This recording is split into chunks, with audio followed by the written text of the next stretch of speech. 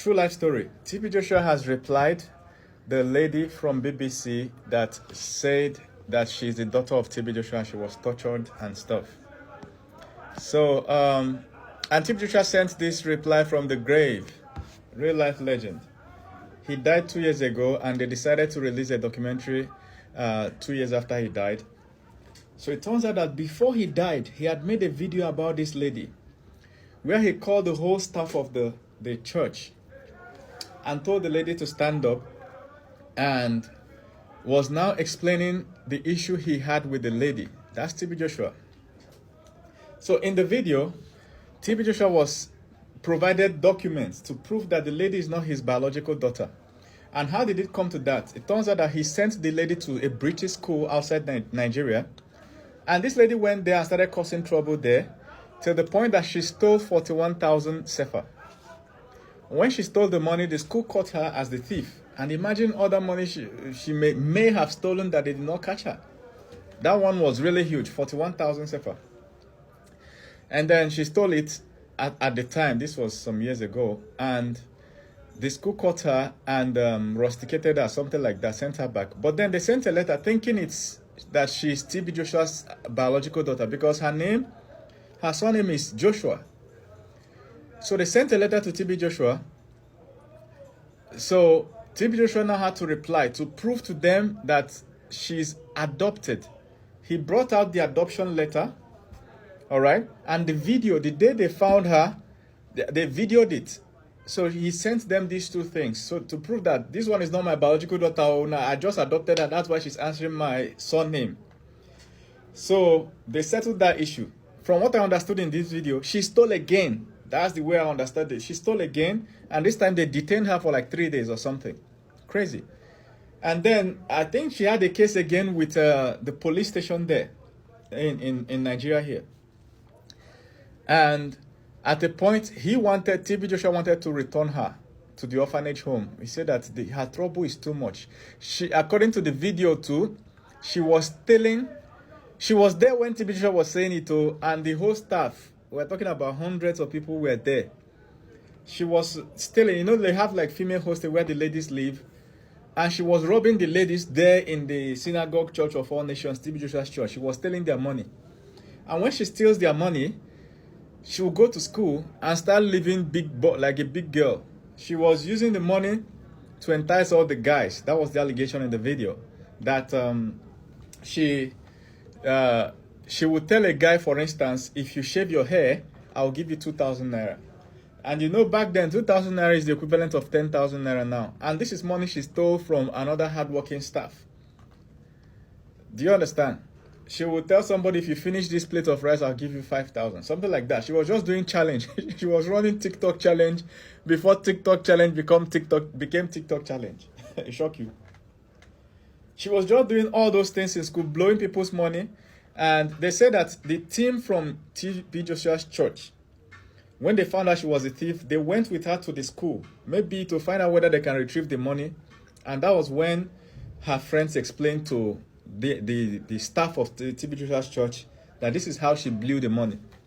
And the staff of TB Joshua's church stood up while TB Joshua was saying that.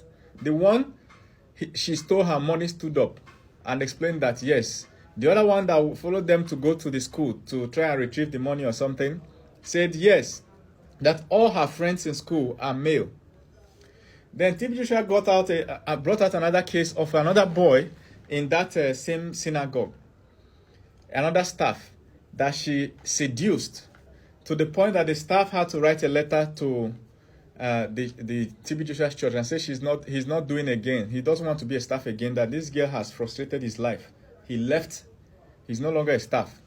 In fact, while TB Joshua was saying that, he called the guy and put it on speaker so that the guy would talk in front of everybody. They put microphone on the speaker and told the guy to explain what happened between him and the girl. Do you understand? At a point, TB Joshua wanted to return her to the orphanage. He said that this one has given her the most problem among all the staff, everybody. And police now told him to write a letter officially requesting them to come and carry the child, the girl, and take her back to the orphanage. He said he prepared the letter, but something told him not to. that after preparing it, he changed his mind again. Just like when he found her, I said when they found her years ago, that she was abandoned under the trailer by her mother. They don't know her mother or her father. Somebody just gave birth to a child and abandoned the child under the trailer. So they had to video it first and take the case to the police station. And police wanted to send her to the orphanage, but something told him to adopt the girl. And TB Joshua is saying that is his biggest mistake. That in fact it's actually a blessing, because if not for the trouble that girl was giving him as she's growing, that he would have adopted 1 million more children. But now from this girl, he has seen that adopting or a child is not a good idea. You understand? I think he kind of insinuated that the people in those orphanages, you don't know that they usually give people trouble. People adopted from orphanage homes are usually problematic. Do you understand? So it's crazy how the whole video went. So now this same lady has gone to BBC and gave an interview about TB Joshua after TB Joshua died.